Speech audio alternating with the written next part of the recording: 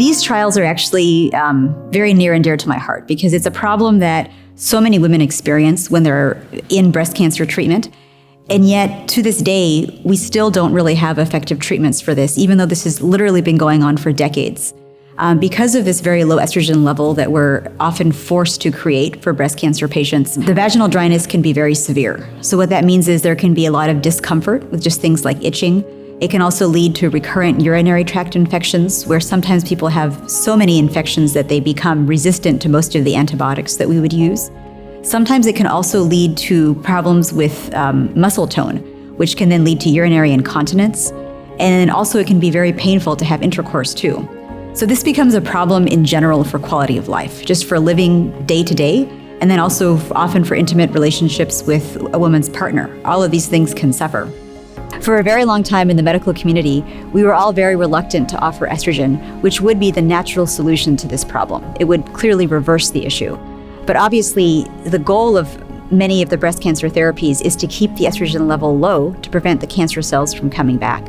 However, there has been some research to say that when we offer estrogen in certain methods, so meaning not through pills or through patches, but rather just through vaginal estrogen replacement. So for example, those can be suppositories or creams, or even there's an estrogen ring that can be used.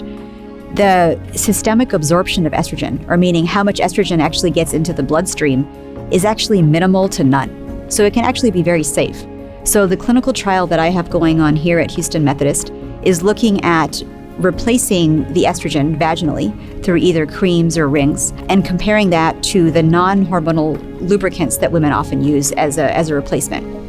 And what we're finding is that not only is the vaginal estrogen extremely effective at this point for women in terms of their symptoms and their quality of life, but we're checking their blood levels of estrogen through an ultra-sensitive assay that we have in the lab.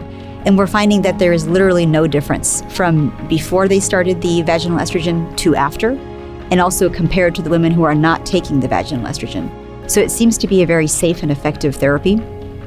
We hope to finish the trial very soon. And once we publish it, my hope is that it will lead to larger trials to really help validate this approach. And eventually then it would become the standard of care to allow women to have this option for treatment rather than just suffering through their 5 or sometimes 10 years of therapy that they have to take.